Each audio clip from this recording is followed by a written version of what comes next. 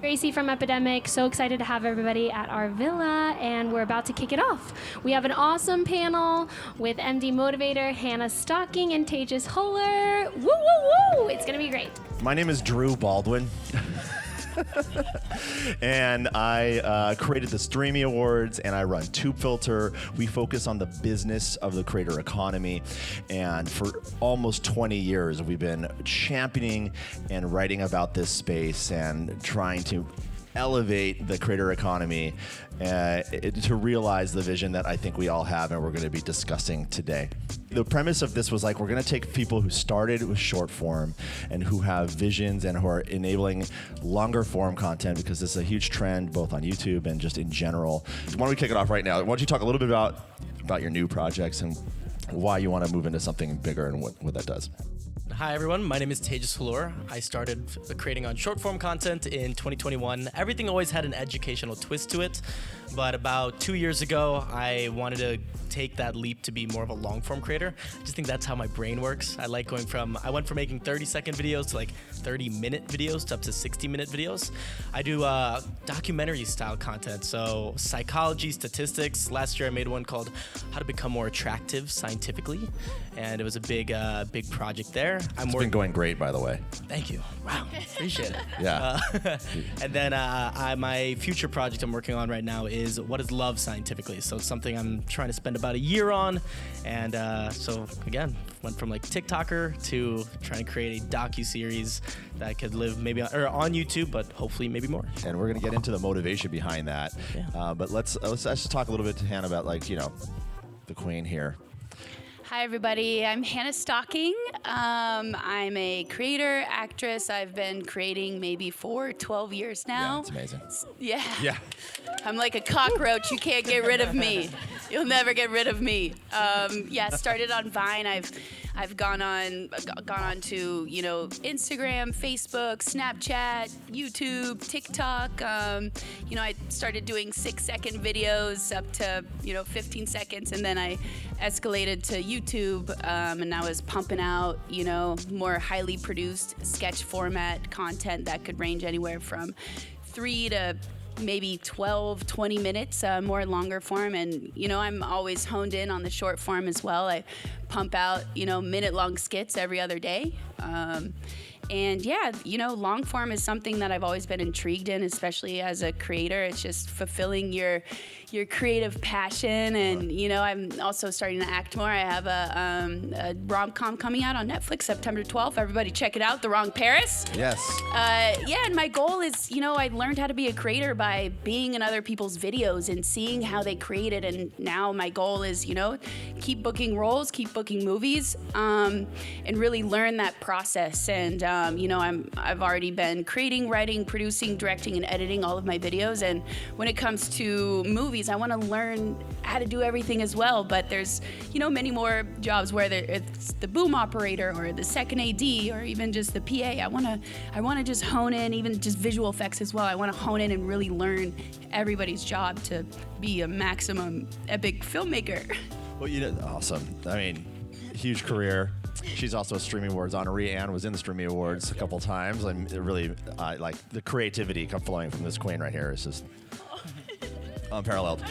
And also, really, actually, this is your second transition to long form, because, really, like going from 6 seconds to 30 seconds is actually a pretty big leap. So, you guys should teach us on this. But before we get into that, Zach, why don't you talk a little about MD Motivator and your journey?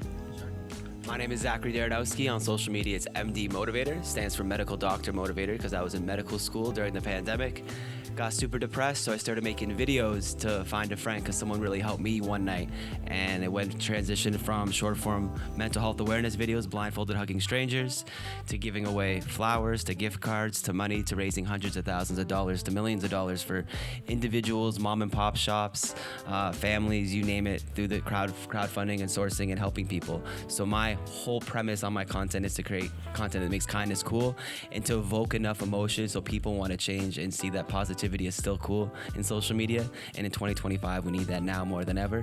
Been able to collaborate with every famous athlete you could probably name or a celebrity through these videos to continue to make kindness is cool. And now I want to elevate that content to further share these people's stories and further be able to help people. So that's what we're working on in 2025 and beyond. Yeah, I mean, I think you're like, yeah, I think your content. I really hate that word, but your stories have. They're great because they grab right away, especially the short form, because there's this premise like you're doing good, but it always starts with like a lie or a trick, where like Yes. Something. Like a positive prank. Yeah, it's a positive prank, and I think that really works. Because remember, like, Hannah, we're gonna go old school, but pranks were like king and queen a long time ago, and so but like they were always they always had this negative thing, but like positive pranks are great because it really sucks you in. You're like, oh my god, what's going to really happen? So like, perfect. I just want a bowl of rice, only have $1, and then bang, like I love that. Yeah, so I'll go to someone's house, knock on the door. I won't have shoes on, and the person will come and they'll bring me their last pair of shoes, make me a meal, and then overnight we'll raise $100,000, get them a brand new car, get them 8 different jobs, pay off their line of credit, and like completely change their life overnight. But it's not me, it's the internet, it's people online, it's social proof. People want to support people and people want to do good if you give them a place to start. And I don't think they'll ever go out of style. That's amazing. Okay, so you all sort of mastered short form and getting attention and holding it. Why longer form? What's the motivation behind that? And this is free for all, right? Like, let's just get into like discussion. I felt like I had to kind of almost like recreate my career on long form. Like I had this following on TikTok, and I went to YouTube, and I was like, oh yeah, this following will like kind of go TikTok to YouTube, like easy conversion. It didn't convert at all. So I was like, oh, I got to figure out YouTube almost kind of from scratch. I find so much freedom in the idea of like, I love research, and I love going deep into that research, and I love to tell those, not from just like sitting at a desk, but me being a guinea pig and like explaining that. So an example is in my docuseries, How to Become More Attractive Scientifically, I wanted to understand plastic surgery, kind of down to its ethics. And instead of just like doing the research or just interviewing someone, I decided to go into a plastic surgeon. He had a Sharpie and started like drawing all over me, but like what he would do to make me more attractive. And it was like fascinating. You thought he was gonna be like, oh no, you're good. Yeah, it was humbling, I'll tell you that. But I think it was one of those things where I learned a lot more from how he went about analyzing me than just him talking. And I think that's when I realized like there's so much more in the way someone operates their work than if you just sit them down for an interview. And so that's also one of the reasons why I think I can only explain those topics in 30 minutes to 60 minutes. So and it's not like a 30 creative seconds. motivation more than anything, right? Like you want. And now, did you always have aspirations to be a long form creator? And I'm gonna ask that because, like, listen, you've been at the game for 12 years. So over a decade ago, it was almost like, I want to be an actor. Right now, I'll just kind of do my thing on the internet and I'll get there. There was kind of that trajectory. Like for younger generations, like, they just want to be online, right? So tell me, like, ultimately, is this part of a path that you got to, or is this sort of like just expanding your empire in terms of what you're doing? Yeah, so I'd love to expand the empire. I never want to give up my social media. Like I've said, I've been in the game for a while, so I kind of started when being able to make money as a social or a short form creator was just really starting. And so for 10 years I was always getting those condescending remarks of people saying like, oh, are you gonna make those silly little videos? And that's always just been fuel for me, and especially bridging that gap and blurring the lines between creator and the traditional Hollywood space. I'm seeing a lot of my peers do it. Rudy Mancuso is one of them. I grew up with him making YouTube videos, and he just created an Amazon movie, wrote it, directed, starred in it, composed in it. Musica starred Cami Mendez. It's at like 90% on Rotten Tomatoes. There's a couple other YouTubers, the Philippou YouTubers from Australia. They created Talk to Me, A24 backed, 90% on Rotten Tomatoes. Benito Skinner's another one, overcompensating on Netflix. It's nice seeing the bridge gap and kind of blend it, because just back in the day I felt people, not everybody, but a lot of people kind of looking down at creators. 100%. Like, they were like, okay, we'll put an influencer in a movie to like help sell tickets, but like get them in, get them out. You know what I mean? Yeah, like, totally. you know, and like I remember they did it with Andrew Batchelor. Like he was in a bunch of things, but then he just crushed it creatively because like you're not actors, you're entrepreneurs, you're producers, you're directors. You know, like there's a creative energy behind the work that you do, and you know. Shorts are a grind, though. I mean, like, so, you know, I imagine that longer form, should it be financially rewarding or like sustainable, maybe is a better word, or if you have a goal to do that, might be ultimately you want to go, but also like you gotta love your short work, right? Yeah. I mean, if you have an unlimited fountain of creativity like Hannah, then I guess you can do that. But tell me, like, Zach, like for you, is your longer form projects an extension of the short format, or is it a completely different sort of thing for you? So I think the longer form content has just been a natural extension. It wasn't ever a drive to make long form content to make more money or monetize. It's just the stories got deeper. People wanted to learn more. There's more complexity. So I just want to find a way to share it, but also remain retention on the content. So Yeah, you just wanted like a big meal of this sort of thing. yeah, as because opposed to snacks people or like get shove it in, invested yeah. or they donate their $5 coffee money to this person and they want to know more of their story or how did they end up here? Or just like there's so many questions. And then there's follow-ups. So there's a beautiful thing in that too, right? It's like, okay, you give someone $100,000, what do they actually do with the money? Does it get wasted? Do they keep the job that you got them? Like, what's the actual, I guess, long-term ramifications of this, I guess, influx of good into their life? And is it too much? And do you need people there, beneficiaries? There's so many variables that go with it. So okay, let's ask some, you know, for some of the creators who are out here, is it like, okay, I'm going to go long form and it's just raining money? Or is this more on the passion level in terms of what's happening? Like what? Because I mean, this again, we talk about the business of the creator economy, and so we want to understand how we're building sustainable businesses. I'm not trying to like compromise the creativity with a conversation about money, but also, you know, you have to be able to be sustainable. Otherwise, burnout comes. Otherwise, you know, there's so much. It's so taxing to be a creator, especially if you're doing so much. What ultimately is this like? Okay, I'll do my short stuff so I can fuel these long-term projects that are just passion projects, or do you see a future like in a sustainable financially in long term, and is that something you want to be part of? That's a big ass question, sorry. yeah, no, that's a great question. I definitely see myself sustainably doing the long, like I said, this was a natural evolution. I don't see myself as a short creator or a long form creator. I want to just naturally evolve these stories into longer extensions of what they currently are. I did start making content. Replace the short ones, or are you always going to have the short ones? Like I used to like surprise somebody, let's say with $1,000 in 30 seconds. Then it went to a minute. Then it went to a minute and a half. Then it went to 2. Then it went to 2.5. Then it went to 3. Then there's 2 parts, and now there's 6 minutes. So just natural extensions and evolutions of that content. And like the short content can just be kind of pushing toward like funnel it towards the long. Right, yeah. Yeah. Okay. See, and that's great too because you need to figure out how do I drive to the. And it's a native way, or not. It's a natural way to like push it without it feeling like go watch my long form. Like it's truly giving the viewer value in the short form as well. So for you, it's like not like this hemisphere of your brain and this hemisphere of your brain. Like it really is just a flow. Yes. And that's good because you started with a format. And I think formats are actually really interesting to talk about. And formats in terms of like how can we create structure around our creativity so it isn't just like you wake up every day and like, oh my God, what am I going to do today? Like, how am I getting another video out? So, I mean, like, you know, I know that's hard. I mean, that's part of why it's so challenging to be a creator, and that's why you guys are just like so massively fit creatively. You were about to say something. Yeah, I was gonna say back to the conversation of like, where does the money come from in short form versus long form? Like long form for me, I think the best way I could describe it is short form is, I think I still make my most revenue from short form, but I don't know how like sustainable that's gonna be. And that's through like brand deals? Brand deals, exactly. Brand partnerships mostly. Versus long form, I think there's a different intention when a short form video of mine is served on someone's feed versus someone clicking into a 45-minute video of mine on YouTube. And I think I'm really hoping, and I'm seeing now that like, if I keep that on YouTube, I'm seeing more and more of this like returning viewership pattern coming in.